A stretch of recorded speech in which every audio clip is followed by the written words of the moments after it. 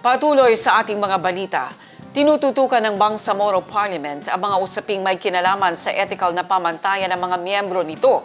Kasunod ang pag-akyat sa Committee on Ethics and Privileges ng isang privilege speech na humihiling ng masusing pagbusisi sa ilang issue.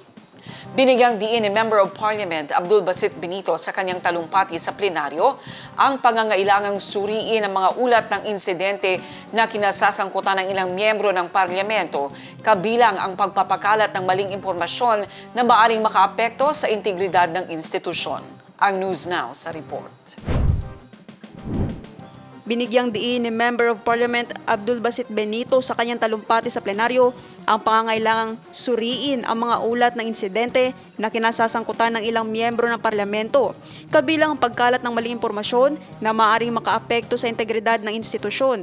Saklaw ng komite ang mga usaping may kinalaman sa tungkulin, asal, karapatan, pribilehiyo at reputasyon ng parlamento at mga members nito. Inaasahang magsasagawa ito ng independent at patas na pagsusuri upang matukoy ang angkop at konkretong hakbang sa pagresolba ng mga isyong inilahad. Ayon kay Amiruddin Gayak, chair ng komite, na pagkasunduan na magsagawa ng executive meeting kasama ang mga may akda ng privilege speeches upang mas malinaw na matalakay ang mga concern at posibleng solusyon.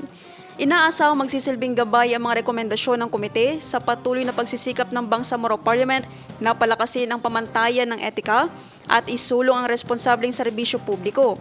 Layunin ng mga hakbang na ito na mapanatili ang isang magalang, maayos at may pananagutang kapaligiran sa loob ng parlamento, alinsunod sa umiiral ng mga patakaran at proseso. Naphtali Velarde, iMinds, Philippines.